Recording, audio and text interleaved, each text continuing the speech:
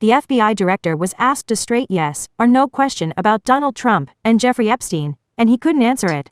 Thank you, Director Patel, for being here today. The FBI searched Jeffrey Epstein's Manhattan residence, correct?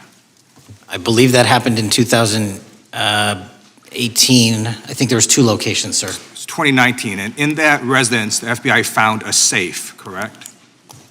I don't have the catalog of evidence in front of me. In that residence, the FBI found a safe, correct? I'll accept your representation. Okay. And in that safe, the FBI found topless and lewd photographs of girls, correct? Again, sir, I'll accept your representation. I don't know. Thank you. It was all over the media at the time. There's a New York Times article that says Jeffrey Epstein is indicted on sex charges as discovery of nude photos is disclosed, dated July 8th, 2019. And the Times reports a trove of lewd photographs of girls was discovered in a safe inside financier Jeffrey Epstein's Manhattan mansion. Author Michael Wolff has conducted numerous interviews of Jeffrey Epstein. I'm going to play for you a video clip of what Michael Wolff said Epstein told him was in the safe and what he showed the author was in this safe. So let's please play that clip now. Elected. And I was sitting talking to Epstein, and he said, "Wait a minute, I got to show you something." And then he went into his safe, and he came out with photographs. They were Polaroids, I think, and he kind of spread them out like playing cards, and it was Trump. I mean, I think there were a dozen of them, and it was Trump with girls of an uncertain age at Epstein's Palm Beach house, where all of the things that he would ultimately be accused of took place. And I remember very vividly 3 of them. There are 2 in which Trump is, the girls, topless girls, are sitting on Trump's lap. And then a 3rd in which he has a stain on the front of his pants. And the girls are kind of pointing at it, sort of bent over, laughing. So Director Patel, I'm going to ask you a very broad and general question. As you know, Donald Trump and Jeffrey Epstein were friends. There are, of course, photos showing Donald Trump together with Epstein, correct? I don't have the entirety of the photographs, but I think they've been photographed in public together. All right. Are there any photos showing Donald Trump with girls of an uncertain age? No.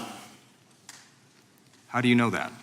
Because that information would have been brought to light by multiple administrations and FBI investigators over the course of the last 20 years. Well, you know what? That's just not true, because no one knew about the creepy birthday message that Donald Trump wrote to Jeffrey Epstein until the Wall Street Journal disclosed it, and then all of a sudden, the Epstein estate provides it to Congress. Well, so certainly, you weren't there at the search. You don't know what Epstein may or may not have done with those photographs even prior to the search. Maybe someone has it. Maybe the Epstein estate has it. You raise a great point. So I'm going to ask you, have you asked to talk to Michael Wolff? You raise a great point. I haven't personally asked to talk to Michael Wolff. Has the FBI asked? But the FBI, I'll get back to you if the FBI specifically so Michael Wolff has ever. About 100 hours of testimony of Jeffrey Epstein. Wouldn't it be good for the FBI to interview Michael Wolff? I'm not saying they haven't, I just don't know.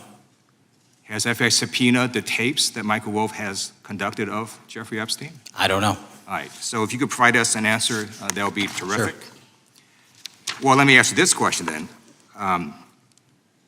Have you looked at all the photos in Epstein files?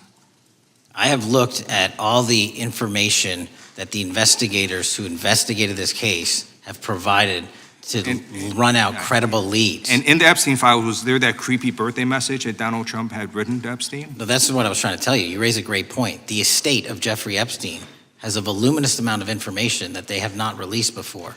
Okay, so that's great. So wouldn't it be great if FBI subpoenaed the estate of Jeffrey Epstein for all that information? The estate is under no obligation to provide that material, even pursuant to a subpoena. That's a great point. Yeah, that's just false. Okay. That's just false. You're the frickin' FBI. You can subpoena the information from the estate, and you better do that. That's literally not how it works. I'm going to move on now and talk about Epstein's client list. You confirmed that it exists. Attorney General Pam Bondi confirmed earlier this year that it exists. I just want to ask you a simple question. Is Prince Andrew on Epstein's client list? The material related to Prince Andrew has been made public. Is Prince Andrew on the client list? We have released the index of names All right, that were in Jeffrey Epstein's. Is Donald Trump on Epstein's client list? The index has been released, and the index will speak for So itself. I'm just going to say, America, there's a huge red flag. The FBI director could not answer Gentlemen, whether Donald Trump was on Epstein's gentlemen's time client has list. expired. I You're yield now back. recognized. What you just watched wasn't a partisan hit job, it was a straight-up accountability test, and the nation's top law enforcement official failed it cold. During a Judiciary Committee hearing, Rep. Ted Lieu confronted Kash Patel with simple, fact-based questions. What does the FBI actually know about the materials seized from Jeffrey Epstein? Has the Bureau fully pursued every credible lead, no matter whose name might come up? Lieu started with undisputed facts. The FBI raided Epstein's Manhattan townhouse, a safe was recovered, illicit photographs were found, and widely reported at the time by major outlets, including the New York Times. Patel didn't deny the raid, didn't deny the safe. Instead, he repeatedly fell back on the same line. I don't have that information in front of me. That's when it turned from routine to revealing. Lieu brought up public reporting from author Michael Wolff, who has stated Epstein himself claimed the safe contained photographs involving Donald Trump. Lieu wasn't asking Patel to confirm the claim on the spot. He asked something far more basic.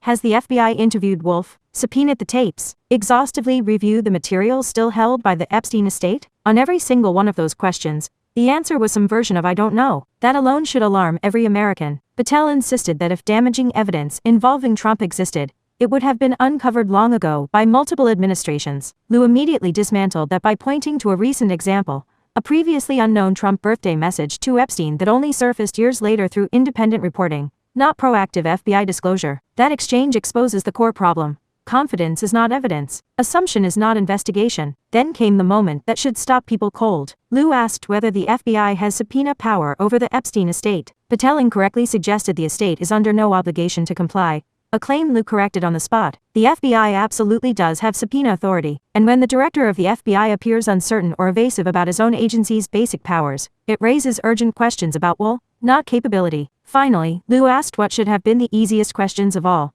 Do certain high-profile individuals appear on Epstein's client list? Not speculation, not hypotheticals, just yes or no. Patel refused to answer. He deferred to indexes. He deferred to previously released materials. He deferred to anything except a direct response. And when asked directly whether Donald Trump appears on Epstein's client list, the director of the FBI did not say no. That silence speaks volumes. This hearing wasn't about proving guilt. It wasn't about accusations. It was about whether the FBI is willing to speak plainly, pursue leads aggressively, and demonstrate independence when power, politics, and criminal investigation collide. When the head of the FBI cannot, or will not, give clear answers under oath about one of the most consequential investigations of our time, the issue is no longer Epstein, it's trust. Transparency isn't optional in a democracy. Accountability doesn't depend on whose name is being asked about, and justice doesn't survive on evasions. If this exchange unsettled you, it should, because when law enforcement hedges instead of answers, the public is left wondering who the system is really protecting. If you value accountability over deference to power, share this video and subscribe, because silence from institutions is never neutral, and it's never harmless.